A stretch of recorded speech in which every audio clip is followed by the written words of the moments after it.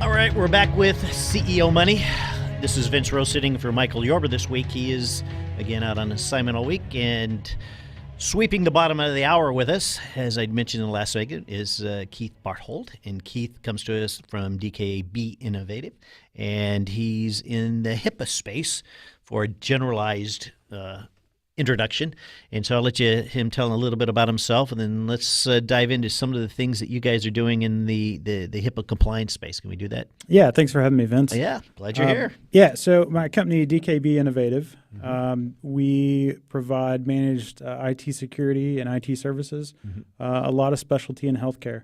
Got about 15 years background working with HIPAA high tech and compliance, having worked with Tenet and done medical records transformation for about 60 hospitals and about 150 Let's talk practices. a little bit about your pedigree, because you got some big names on here that where you came from. Is it you were at Pro Systems for 10 years? I was at Pro Systems. Doing the same thing? Into their executive program, absolutely. Working with Tenet that entire time, and then we were acquired by Dell. Continued to work there, but led a lot of their patient applications and of course, getting heavy into the initial stages of HIPAA high tech as we took Tenet from paper to electronic medical records. Right. That's a huge leap. Is that we still see a lot of people, even now today, as all the high as the executive office in the United States, that some stuff is just on paper. That's true. That's true. And so there's still a long ways to go. Right. You know? So when you think about paper, it can be stolen, can be taken. And you think about the HIPAA environment where we're trying to get to take everything to a more secure environment. What are some of the things that you see that are innovations in your name that are coming about that are making it more secure? Yeah, I think just the accessibility of medical records is something that has really changed healthcare. Now, having patient history, having those records is at the doctor's fingertips at all times. And it doesn't matter whether it's 2 o'clock in the morning or halfway across the world. You can see that background. You have access to what you need for great patient care. Now, the challenge with that has become that a lot of physicians have found themselves doing more work managing IT than actual patient care. So it can be a huge distraction. And certainly with security, you don't have to watch the news very much to see or hear about the latest breach, right? The latest Fortune 500 company or small business or hospital that's been hit by a ransomware attack or is having some sort of cybersecurity challenge where those records are compromised.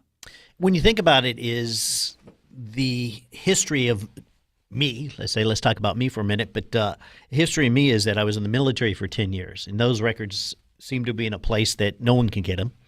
And so getting to those, and I had a couple surgeries while I was in, so I always was worried that if something cataclysmic happened to me, they wouldn't know about my prior surgeries. So are things being done to go back and data mine that stuff that may have happened earlier in my life, or anyone, let's say, that they're going to be able to have access to those records and bring them up to speed? Or is it this generation is going to have to, the baby boomers are going to have to rely on, somebody knowing what my medical history is? Yeah, I think that's been the challenge for the past 10, 20 years is HIE, Health Information Exchange. Really, it's that integration between healthcare entities to make sure that those records are accessible and that they go from one place to the other, whether it just be an imaging center or some sort of diagnostic center or outpatient area to an inpatient hospital or to surgery. Having that trail and having that chronological order of your treatment, your care, and your tests, and having all of that accessible by the healthcare professionals, it's been a challenge because, let's face it, everyone has a different format. Everyone wants to be an owner of that record, and how do you get it from one place to another and get it done securely? It's a challenge. Are there applications nowadays that speak cross-platforms? Because I know, just like everything, is that there's always that middleware that sits in there a lot of times that has been written for other than healthcare companies that sit in the middle that is out there that allows those systems to speak, or do they have to be built still? Absolutely. There's a lot of standards in place. HL7 is one of those, which is standards that are in place to store that data in a certain format and transmit it in a certain format. continued challenges, though, just how to scale that and how to do that correctly. And I know one of the latest things is using blockchain technology, basically the way that cryptocurrencies like Bitcoin work and how they maintain these giant registries of accounts. And it's not stored in one particular location. It's peer-to-peer. It's stored everywhere. Yeah. They're trying to do the same thing with healthcare data. I think it's a great idea. We've just got a long road ahead, making that work. What are the barriers now? Where are we at in this entire process? Because I've heard about it for years. Sure. But what are the barriers? And you can do a little self-promotion here. Let's talk about where you guys fit to be able to help a company be able to do that. Well, one of the barriers is clearly, HIPAA high-tech, maintaining compliance for that and not having someone in particular that has ownership of that record, like traditional records where you would have a covered entity, like if a hospital generated those records and stores those records, they're the custodian and they're responsible for it. You look at something like blockchain to where it's not stored in a particular area, it's a real challenge. How do we adapt the laws and how do we ensure that that information is protected and it's secured and who has accountability for that? The rules change when you go to something like blockchain, but what we're doing is really building out that compliance program and helping our clients, whether they're a provider of healthcare or whether they're serving the healthcare industry. Again, it may be a lab system or a payment processing group. We've got several different entities that serve healthcare that they have to work with those records, and they're under the same compliance regulation because they can often become the weakest link to the provider. So they have to have a robust culture of compliance, and cybersecurity works with that hand in hand. I'm kind of going back to the first thing that you said because it just jumped out at me. And it was kind of interesting is that you started talking about everybody playing well together. Now, is this going to take legislation? Is it going to take intervention, or what's it going to take for everybody to get in the sandbox and play together well? Or there's going to be factions that say we don't want to do it that way, right? Yeah, I mean, I know that we've had years of legislation attempting. So to do it, right? So there is a pipeline of it, right? There is. There's a lot going on in D.C. trying to bring that together, and then you've got states working together and working with the federal government as well. I think anytime you get the government involved, trying to bring together a giant industry like healthcare, they can't see my face. I'm rolling my eyes. They can't see my face. Right. But yeah, I can understand. And those are some of the barriers. So who deals with that stuff? I mean, so you guys are you guys up to speed on all those things and all the things that are coming down the pipeline as far as the legislation, state by state? Is it local? Or what? Yeah, I mean, our focus is more on what are the laws that are affecting you. Obviously, what's coming down the pipeline, but more so, what does Health and Human Services want to see, and what do OCR, the Office of Civil Rights, who enforces. That was optical character recognition back in my day. So it's the enforcement agency. Okay. For HIPAA compliance, and the interesting thing about OCR is that for every dollar they spend on compliance enforcement, they get about a $5 return. I mean, how would you like a return on investment like that for your business, right? Yeah. So it brings to light, well, what's going to happen with enforcement in light of all of these challenges in cybersecurity and what the impact is on the economy when you have a government entity that is, got an 80% margins. Talk about if they have teeth right after the break. Okay, we're going to go to the break here at the bottom of the hour. I'm talking to Keith Barthold. He's with DKBinnovative, and we're talking about HIPAA compliance, where that whole market is. As we go out to the break, I want to let you know the CEO Money with Vince Rowe this week, because Michael's out. This segment was brought to you by Rewards.com. If you want to know more about Rewards.com, you can go to www.rewardstoken.io. India Oscar. We'll be back right after this.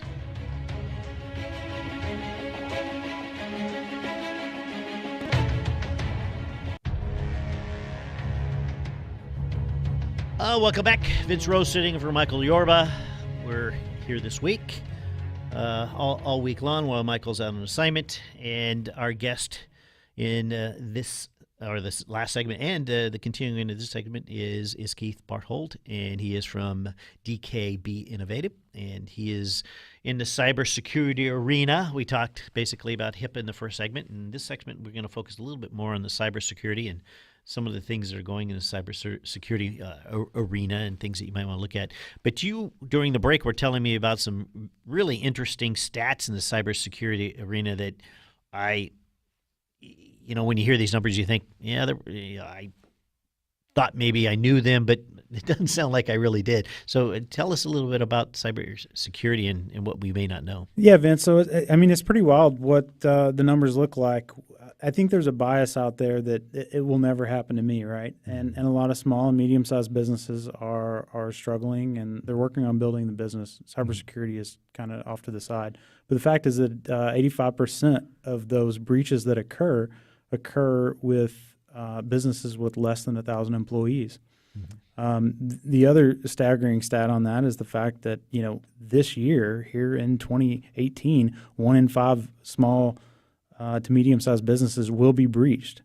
Not vulnerabilities, they will actually be breached. And depending on the size of those, it can be staggering. And then, 97% of those breaches could have been avoided with technology that's already available. So if I'm in a big company, I think about all those big companies that we hear about, right? And so I feel like maybe I'm more vulnerable than somebody in a small company. Is that a fair statement, or everyone is vulnerable? It's not. Everyone's vulnerable. That's the thing is that, the larger company is just like attacks on the bank. Imagine the number of major attacks with like a JP Morgan Chase that happen each day. Right. And that's what gets the headline news. Hackers know, though, that the low-lying fruit are the weak, the small practices. But the yield is not as large there. Is that true? It's not as large, correct. But you've got a lot larger playing field. It's all about volume. And things like ransomware, where ransomware is very easy to contract. You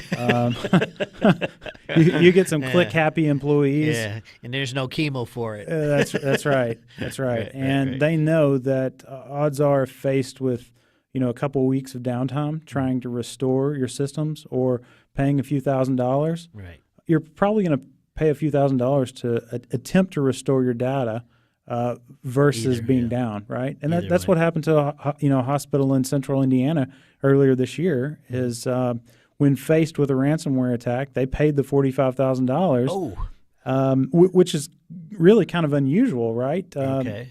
But they paid it, and the reason why they paid it is that their alternative was to restore the entire system from backups, and they found out that it would be 2 weeks of downtime before the hospital was able to open their doors. So millions versus 45,000 in net effect. Right. The thing that you don't see, though, is their total cost is estimated to be around $750,000 because of the cybersecurity professionals that had to come in, all of the PR damage that occurred, all of the cleanup, all of the fixing their systems to make sure that never happened again. And a lot of those don't hit the news, it sounds like, because I don't think I heard about that. So these aren't things Certainly not. Yeah, so these are just things that do happen, just like general crimes that are not in the news all the time. Yeah? Right. It's not a big company. It's a small hospital. You just don't see it on the headlines like you would, Home Depot. Okay, so now I got to know: so the mystery? Did they actually turn and give their data back? Did they? Data was never captured. It was encrypted. So Okay. there was no actual breach. So they gave them the key back and say, "Here's your key to unlock all your." They did. So they unlocked it for about $45,000. But like I said, much larger, $750,000 spent in total. That's just crazy. Yep. That's just crazy. So if you're in a small company or a medium company, and some of the things that they need to be thinking of, why would they bring in a DKBinnovative to help them out? Obviously, you just said it. There's stuff on the market they could generally go get and maybe do themselves from their IT department. But what would they be missing that you would be offering? Yeah, I think it's a lot about the tools and having a team of professionals. An entire team of experts to come in and understand where those vulnerabilities are, and what is the best solution, the most cost-effective solution to fix that vulnerability. Because you're not going to go at Fort Knox level. If you do, you'll spend every penny of your profits as a small business owner trying to plug all of the cybersecurity holes. that would be a huge mistake, right? The other mistake, though, is avoiding cybersecurity completely. So there's a real balance in having professionals that understand cybersecurity and that understand compliance and what you're required to do with the law, and then having that business acumen to find the appropriate balance. Those types of resources are what we have our team loaded with. What's a team look like? What's a team that if let's say a medium-sized company come in, what does normally that team look like? What are they comprised of? One person, 6 people, different skill sets? No, very different skill sets, right? 15, 20 people, on a given project. It's going to vary. We have a chief information security officer. We have people that are experts in audit and specifically going in and finding where the gaps are, and others that are solutionists in projects to go, okay, if these are the appropriate steps that need to be taken for this vulnerability, maybe it's something like multi-factor authentication, to where you've got to get a notification on your phone in order to log into this application to reach this data. Other experts that are experts in implementing that specifically. All right, so we got 1 minute. I want you to tell us how to get in contact with you. Sure. How to know, find out more about your company, and where can they, again, know everything about you. What website? So we're here in Dallas. DKBinnovative is our website. Okay. Our sister website also is HIPAA We have a website HIPAA Yeah. We have a website Easier to dedicated remember. specifically to cybersecurity and compliance for the healthcare. And HIPAA is industry. HIPAA. Correct. And WALL. Correct. HIPAA Yep. wall. Just like a firewall, we're there to protect you against I got it. compliance breaches. Perfect. All right, Keith, thank you for coming aboard. Thank you, for Vince. coming in studio with us today.